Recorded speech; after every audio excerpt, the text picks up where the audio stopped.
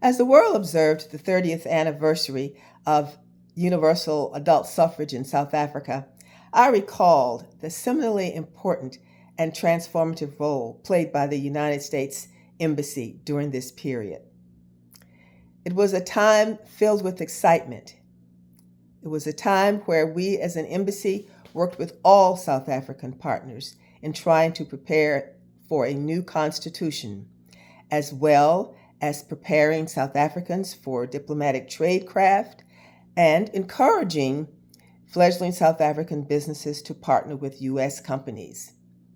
Alongside that, we did active work in education and cultural exchanges, which were positive for both our teams. I transferred to Durban in 1993, where the internecine conflict was rampant between the Inkatha Freedom Party and ANC supporters, who were literally fighting for the hearts and minds of the African masses. Because I was considered an honest and fair broker among all the parties, I was able to have access to both Mr. Mandela and Chief Buthelezi very frequently. So that enabled the United States to have dialogue, to encourage Inkatha to take part in those elections, which heretofore they had said they would boycott.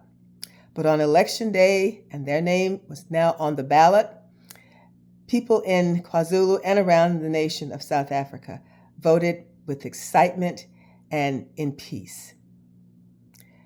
One of my best memories was being invited to witness Mr. Mandela, who was going to be voting for the first time in Umhlanga High School in Durban. The cameras of the world were focused on Durban, and I had a trusty little digital camera and was able to snap that historic snapshot of the future president of South Africa arriving to cast his ballot.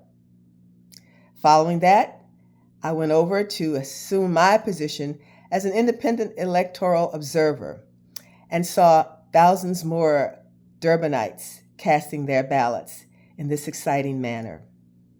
The right to vote peacefully and fairly for everyone is a bedrock of democracy in South Africa and in the United States and around the world.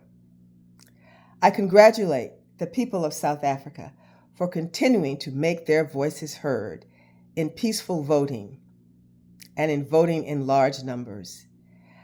I hope that the positive relationship between the government and people of South Africa and the government and people of the United States of America and the United States Embassy will continue to grow from strength to strength.